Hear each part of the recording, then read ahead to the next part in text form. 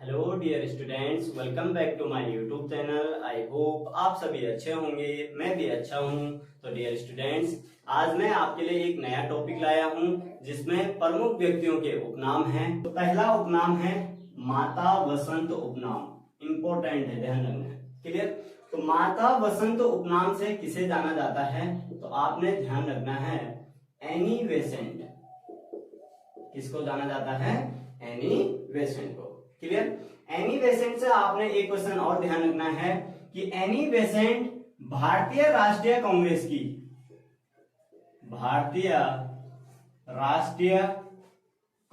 की पहली विदेशी महिला अध्यक्ष थी।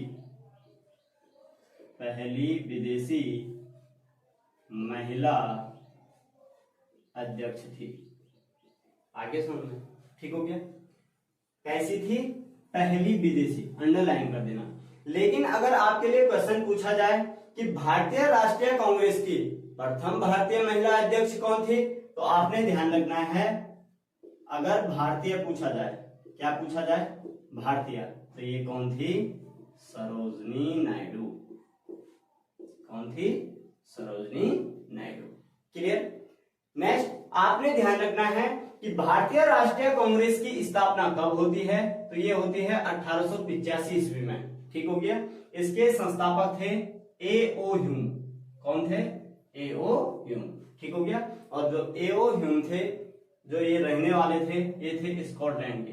ध्यान रखना है आपने, कहां के रहने वाले थे? स्कॉटलैंड के रहने वाले थे। क्लियर? तो भारतीय राष्ट्रीय कांग्रेस की स्थापना 1885 में, संस्थापक ए.ओ. ह्यूम। ठीक हो गया? और ये कहां के रहने वाले थे? स्कॉटलैंड के। क्लियर? अब आपने ध्यान रखना है, भारतीय राष्ट्रीय कांग्रेस से अगर आपके लिए क्वेश्चन पूछा जाए कि भारतीय राष्ट्रीय कांग्रेस के प्रथम मुस्लिम अध्यक्ष कौन थे, तो प्रथम जो मुस्लिम अध्यक्ष थे वो थे बदरुद्दीन तैयब जी। बदरुद्दीन तैयब जी, ध्यान रखना आपने, क्या थे? प्रथम मुस्लिम अध्यक्ष। ठीक हो गया? लेकिन अगर आपके लिए ऐसा क्वेश्चन पूछा जाए कि भारतीय राष्ट्रीय कांग्रेस के प्रथम अध्यक्ष कौन थे, ठीक हो गया, तो तब कौन थे आपके लिए? व्योमेश चंद्र बनर्जी। व्योमेश चंद्र बनर्जी। आगे सुनना, मुस्लिम तो कौन थे? बदरुद्दीन तैयब जी। लेकिन भारतीय राष्ट्रीय कांग्रेस के प्रथम अध्यक्ष कौन थे? तो वो थे व्योमेश चंद्र बनर्जी। क्लियर? तो आपने यहां से ये टॉपिक ध्यान रखना है। क्लियर? नेक्स्ट दूसरा उपनाम चलते हैं, भारत का वयोवृद्ध पुरुष। ध्यान रखना आपने, the great old man of India. ठीक हो गया? दूसरा पॉइंट आपने ध्यान रखना है, वयोवृद्ध पुरुष। वयोवृद्ध पुरुष। ठीक हो गया? तो भारत के सबसे वृद्ध व्यक्ति कौन माने जाते हैं? तो ये थे दादा भाई नौरोजी। कौन थे? दादा भाई नौरोजी। आगे सुनना, ठीक हो गया? आपने ध्यान रखना है। उसके बाद तीसरा उपनाम ध्यान रखना है आपने, राजा जी। राजा जी उपनाम किस व्यक्ति का था? तो राजा जी जो उपनाम था, ये था चक्रवर्ती सी राजगोपालाचारी। ध्यान रखना है, किसका था? सी राजगोपालाचारी। इनसे रिलेटेड हमने जो वीडियो पढ़ा था, इससे अगले वाले पार्ट में जो आगे था, मैंने कहा भी था कि चक्रवर्ती राजगोपालाचारी को भारत रत्न से नवाजा जाता है। जब भारत रत्न की शुरुआत होती है 1954 में, उस टाइम पढ़ा था हमने कि वहां 3 व्यक्तियों को मिला था। ठीक हो गया? पहला, ठीक हो गया, डॉक्टर सर्वपल्ली राधाकृष्णन, दूसरे सी राजगोपालाचारी थे, और अगला तीसरा थे सीवी रमन। ठीक हो गया? अब आपने ध्यान रखना है, जो राजा जी उपनाम है मैंने कहा, तो यह है सी राजगोपालाचारी। क्लियर? सी राजगोपालाचारी के ही नाम पर ध्यान रखना है, राजाजी नेशनल पार्क। कौन सा? राजाजी नेशनल पार्क नाम पड़ा। आगे सुनना, अब कहां है ये राजाजी नेशनल पार्क? आपने ध्यान रखना है, राजाजी जो नेशनल पार्क है, ये आता है PHD, 3 जनपदों में है। ध्यान रखना, P से पौड़ी, H से हरिद्वार और D से देहरादून। ध्यान रखना आपने, ठीक हो गया। तो राजाजी नेशनल पार्क कितने जनपदों में है? पौड़ी, हरिद्वार और देहरादून, ठीक हो गया। पर्टिकुलरली राज्य बोलेंगे तो उत्तराखंड में है, और उत्तराखंड के अंतर्गत कितने जनपदों में आता है? 3 जनपदों के अंतर्गत, पौड़ी, हरिद्वार और देहरादून। लेकिन राजा जी का जो मुख्यालय है, हेडक्वार्टर, वो कहाँ है? देहरादून में। क्लियर? राजा जी जो नेशनल पार्क की स्थापना होती है, ये होती है 1983। कब होती है? 1983, ठीक हो गया। और राजा जी नेशनल पार्क को टाइगर रिजर्व घोषित किया गया 2015 में। ध्यान। तो डियर स्टूडेंट्स, अगला उपनाम चलते हैं।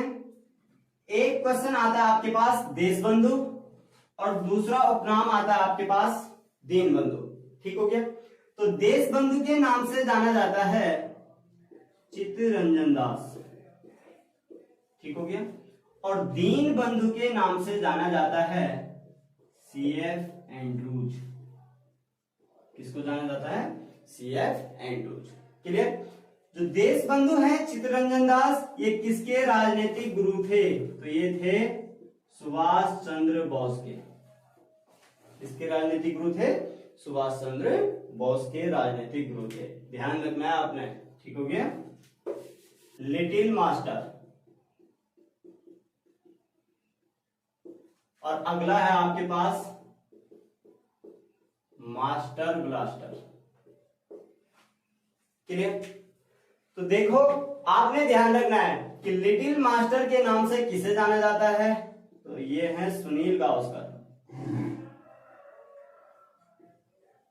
और मास्टर ब्लास्टर के नाम से किसे जाना जाता है? तो ये है सचिन तेंदुलकर।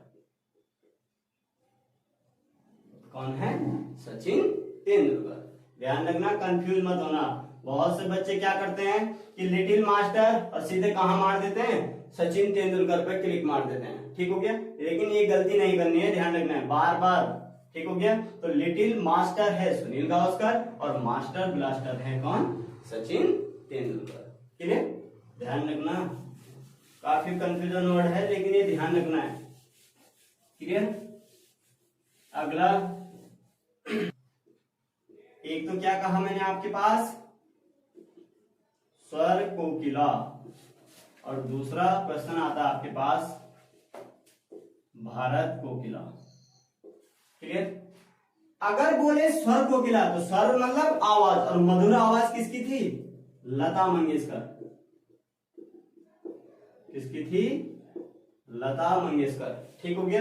जिन्हें मैंने कल आपको बताया भी था कि 2001 में इन्हें भारत रत्न से नवाजा जाता है, ठीक हो गया। और भारत कोकिला के नाम से किसे जाना जाता है? सरोजनी नायडू। किसे जाना जाता है? सरोजनी नायडू। जिनसे मैंने आपको इससे रिलेटेड क्वेश्चन बताया था सरोजनी नायडू से, कि भारतीय राष्ट्रीय कांग्रेस की प्रथम भारतीय महिला अध्यक्ष बनती है। ध्यान रखना है, ठीक हो गया। किसकी? भारतीय राष्ट्रीय कांग्रेस की, ठीक हो गया। और कहां किस अधिवेशन की अध्यक्षता? 1925 में कानपुर अधिवेशन की। ध्यान रखना है आपने, कानपुर अधिवेशन की अध्यक्षता करती है। क्लियर? तो आपने ध्यान रखना है। ध्यान रखना है आपने, कायदे आजम के नाम से और शहीद आजम के नाम से किसे जाना जाता है? तो कायदे आजम के नाम से जाना जाता है आपके लिए मोहम्मद अली जिन्ना, ठीक हो गया। और शहीद आजम के नाम से जाना जाता है भगत सिंह। होता है, एक है आपके पास पंजाब केसरी, ठीक हो गया। दूसरा पूछा जाता है आपके पास बंगाल केसरी, और तीसरा पूछा जाता है आपके पास बिहार केसरी, ठीक हो गया। पंजाब केसरी, बंगाल केसरी और बिहार केसरी, ये बहुत इंपॉर्टेंट फैक्ट है इस वाले पोर्शन में, बहुत कंफ्यूजन होता है, तो आपने ध्यान रखना है। पंजाब केसरी के नाम से किसे जाना जाता है? तो लाला लाजपत राय, लाला लाजपत राय। आगे सुन ले। बंगाल केसरी के नाम से किसे जाना जाता है? आशुतोष मुखर्जी। किसे जाना जाता है? आशुतोष मुखर्जी। और बिहार केसरी के नाम से किसे जाना जाता है? तो श्री कृष्ण सिंह। किसे जाना जाता है?